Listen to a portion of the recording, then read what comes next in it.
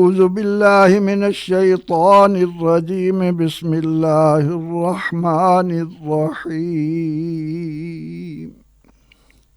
صاد والقرآن ذي الذكر بل الذين كفروا في عزة وشقاق كم أهلكنا من قبلهم من قرن فنادوا ولا تحين مناص وعجبوا أن جاءهم منذر منهم وقال الكافرون هذا ساحر كذاب أجعل الآلهة إلها واحدا إن هذا لشيء عجاب صدق اللہ العظیم۔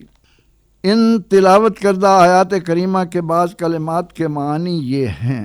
ذی ذکر اس کے معنی ہے نصیحت والا، عظمت والا۔ عزت کے معنی ہے غالب رہنے، اور شقاق کے معنی ہے مخالفت۔ قرن کہتے ہیں صدی کو، مراد ہے قوم۔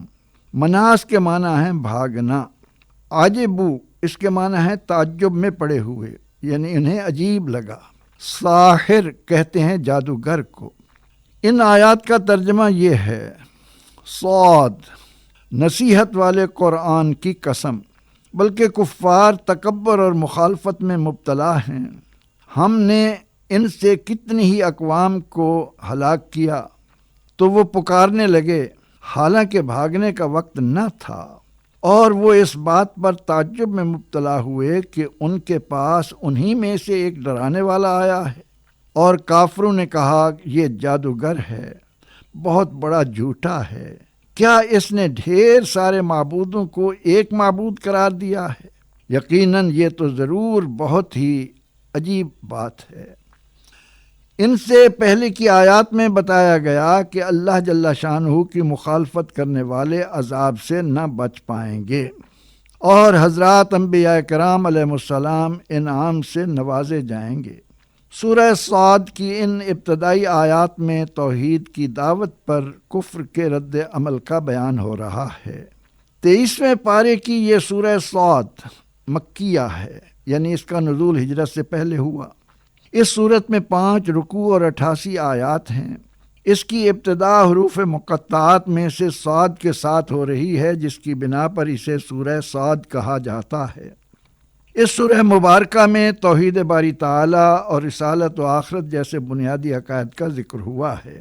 اس کا آغاز حرف مقطعات سے کر کے عظمت والے قرآن کی قسم کھائی گئی ہے۔ اہل ایمان جانتے ہیں کہ قرآن حکیم و مجید رسول رحمت صلی اللہ علیہ وسلم کا سب سے بڑا معجزہ ہے۔ جزیرہ عرب کے لوگوں کو اپنی فصاحت و بلاغت پر بڑا ناز تھا۔ وہ اپنے آپ کو عرب اور ماسوا کو عجم یعنی گونگا کہا کرتے تھے۔ قرآن حکیم اپنی بعض صورتوں کو حروف مقطعات یعنی الگ الگ کر کے پڑھے جانے والے حروف، مثلا الف لام میم قاف ہا یا عین صاد وغیرہ سے شروع کر کے اہل زبان کو چیلنج کرتا ہے کہ میں اللہ کا کلام ہوں، کسی میں ہمت نہیں کہ میرا مقابلہ کر سکے۔ حضور سید عالم صلی اللہ علیہ وسلم انہی میں پیدا ہوئے، پورے 40 برس ان میں ہی بسر کیے۔ اسی اثناء میں آپ نے ان کے فصحاء و بلغاء کی طرح نہ تو قصائد لکھے، نہ شعر کہے، اور نہ ہی کسی انسان سے لکھنا پڑھنا سیکھا۔ امی لقب ہو کر جب نبوت کا دعویٰ کیا تو اپنی نبوت کی دلیل قرآن کو قرار دیا، تاکہ صاحبان عقل و شعور جان لیں کہ کلام الملوک ملوک الکلام، بادشاہوں کا کلام کلاموں کا بادشاہ ہوا کرتا ہے۔ قرآن چونکہ خالق و مالک کائنات وحدہ لا شریک لا نظیر و لا مثیل کا کلام ہے، اس لیے مخلوق میں سے کسی کی ہمت ہی نہیں کہ اس جیسا کلام وضع کر سکے یا اس کا مقابلہ کر سکے۔ حروف مقطعات واضح کرتے ہیں کہ یہ کلام انہی حروف سے مرکب ہونے کے باوجود جو اہل عرب رات دن بولتے ہیں انہیں عاجز و بے بس کر رہا ہے۔ قرآن ذکر کی قسم کھا کر اولاد آدم کو بتا دیا گیا کہ یہ قرآن کتاب نصیحت بھی ہے اور کتاب عظمت بھی۔ اس کے بعد بتایا کہ نصیحت کے اتنے شاندار سامانوں کے ہوتے کفار و مشرکین مکہ کا اسلام قبول نہ کرنا محض ان کے تکبر اور مخالفت برائے مخالفت کا عکاس ہے۔ انہیں تو چاہیے تھا کہ ایسے لاجواب و دلنشین حقائق پر مشتمل تعلیمات کو فوراً قبول کر کے حیوانیت و تاریکی، ظلم و جبر، بد اخلاقی و درندگی سے عبارت اپنی زندگی کو حقائق پر لاتے اور انسانی اعلیٰ اقدار و اخلاق میں انہیں بدل لیتے، مگر انہوں نے اپنی ساری توانائیاں حق کا راستہ روکنے پر لگا دیں اور ایسا محض اپنے غرور و تکبر اور نام نہاد وقار و بھرم قائم رکھنے کے لیے کر رہے ہیں، اور تاریخ انسانی کے رقم کردہ قوموں کے عروج و زوال سے ناآشنا ہیں۔ انہیں معلوم ہی نہیں کہ سیدنا حضرت آدم علیہ السلام کے زمین پر اترنے کے وقت سے لے کر اب تک 20 اقوام اس کرۂ ارضی پر اللہ نے آباد کی، جنہیں اپنے ساز و سامانوں اور کثرت افراد کی بنا پر غرور و تکبر نے جکڑے رکھا۔ اللہ کے پیارے نبی علیہ السلام جو اخلاق و کردار کے عمدہ نمونوں اور ان کی ہمدردی کے جذبات سے لبریز انہیں توحید باری تعالیٰ کا درس دیتے اور انسانی اقدار کی اعلیٰ شاہراہیں دکھانے کے لیے آتے رہے، یہ محض اپنے چند روزہ عیش و عشرت اور نام و نمود کی خاطر ان کی مخالفت و مخاصمت اور عداوت و دشنام ترازی کو وتیرہ بنائے رکھنے پر شیطانی چالیں چلتے رہے۔ انجام کیا ہوا؟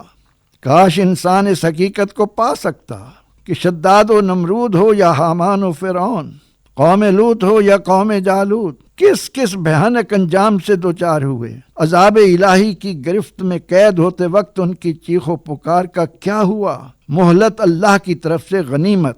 اس کی قدر نہ کرنے والوں کے انجام سے زمین کے چپے چپے سے شہادتیں مل رہی ہیں۔ ان کی تجارتی شاہراہیں انہیں قوم عاد و سمود کے شہروں کے کھنڈرات کی صورت میں سب کچھ بتا رہی ہیں۔ یہ بھی یاد رکھیں، ان کی مسلسل نافرمانی، ظلم، تکبر، اناد و انا انہیں انجام بد سے نہ بچا سکیں گی۔ بتایا گیا کہ ان کے غرور و تکبر اور مخالفت و مخاصمت کا ایک سبب یہ بھی ہے کہ انہیں عجیب لگ رہا ہے کہ انہی کی قوم کا ایک فرد مسلح و مبلغ بن کر نبوت کا اعلان کرے اور یہ اسے اپنی شان و شوکت، سطوت و رعونت کے باوجود اللہ کا نبی مان کر اس کے پیچھے چل پڑے۔ یہ کیوں کر ممکن ہے؟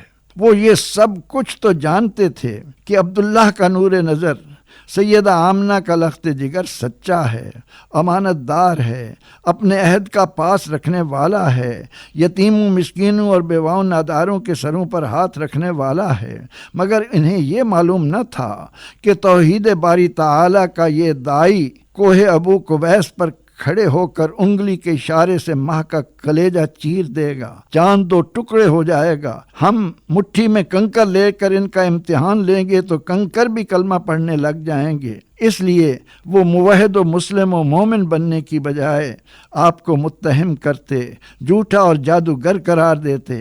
علماء بیان کرتے ہیں کہ سیدنا فاروق اعظم رضی اللہ تعالیٰ عنہ کے اسلام قبول کرنے پر مسلمانوں کو بے حد خوشی اور کفار کو بے حد رنج ہوا۔